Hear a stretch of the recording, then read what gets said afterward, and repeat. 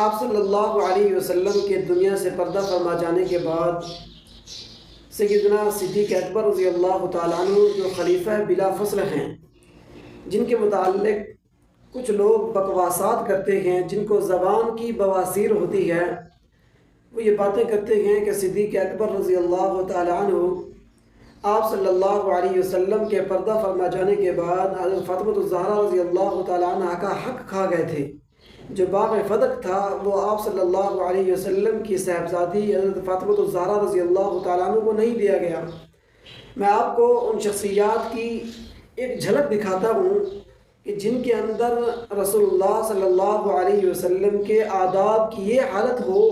تو بھلا وہ آپ صلی اللہ علیہ وسلم کی اولاد کا حق کیسے کھا سکتے ہیں۔ 9ویں ہجری کے اندر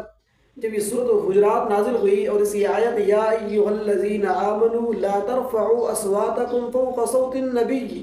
ولا تجهروا له بالقول كجهر بعضكم لبعض ان تحبط اعمالكم وانتم لا تشعرون، جب یہ آیت مبارکہ نازل ہوئی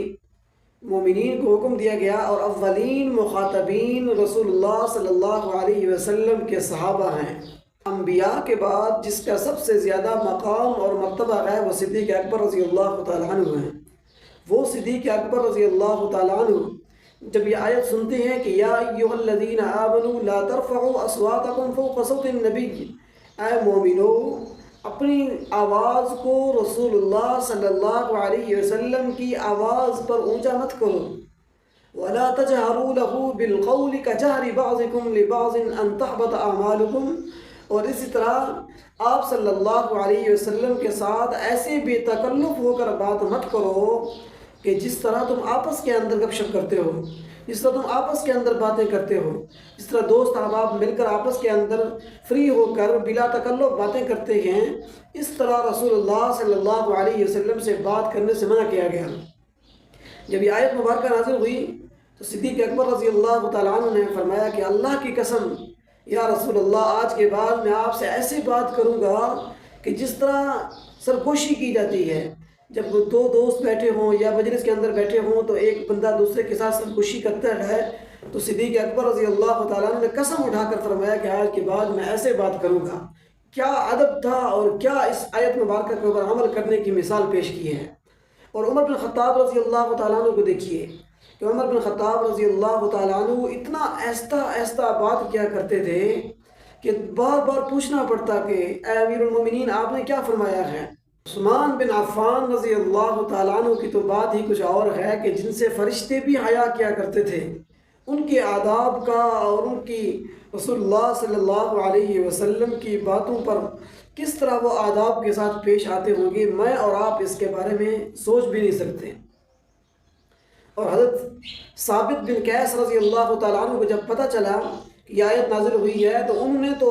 اپنی بیوی سے کہا کہ میں اپنے گھوڑوں کے استبل کے اندر جاتا ہوں، آپ باہر کنڈی لگا کر دروازہ بند کر کے کیل ہی لگا دیں کہ دروازے کو بند کر دیں کہ یا تو رسول اللہ صلی اللہ علیہ وسلم مجھ سے راضی ہوں گے تو میں یہاں سے جاؤں گا، یا تو پھر میں یہیں مر جاؤں گا۔ میں یہ گوارا نہیں کرتا کہ میں آپ صلی اللہ علیہ وسلم سے اونچے لہجے کے اندر بات کروں۔ کیا کمال لوگ تھے، کیا کمال آداب ان لوگوں کے اندر پائے جاتے تھے، ہم اور آپ اس چیز کا اندازہ بھی نہیں لگا سکتے۔ ہم اور آپ صحابہ اکرام رضوان اللہ علیہم اجمعین کے متعلق احتیاط کریں، کبھی کوئی ایسا جملہ مت کہیں کہ جس کی وجہ سے ہمارے اعمال ضائع کر دیے جائیں۔ حدیث پاک کے اندر آتا ہے کہ آپ صلی اللہ علیہ وسلم نے فرمایا کہ بندہ آدم بعض دفعہ ایسا کلمہ کہہ دیتا ہے کہ جو اللہ رب العزت کے ہاں بہت ہی زیادہ محبوب ہوتا ہے اور اللہ کی رضا والا وہ کلمہ ہوتا ہے، لیکن اس کلمے کی انسان کے ہاں اس کی کوئی قدر و منزلت، کوئی وقت نہیں ہوتی، لیکن اللہ رب العزت اس کلمے کی وجہ سے اس کے لیے جنت کا فیصلہ کر دیتے ہیں۔ اور ایسے کہ بعض دفعہ انسان ایسا زبان سے کوئی کلمہ نکال دیتا ہے کہ جو اللہ رب العزت کی ناراضگی کا سبب بنتا ہے،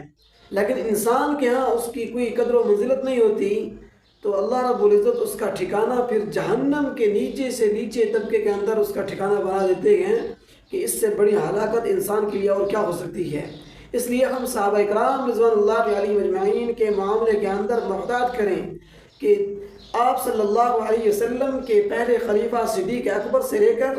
آخری صحابی حضرت طفیل دوسی رضی اللہ تعالیٰ عنہ تک تمام کے تمام صحابہ جنتی ہیں، جنتی ہیں، جنتی ہیں۔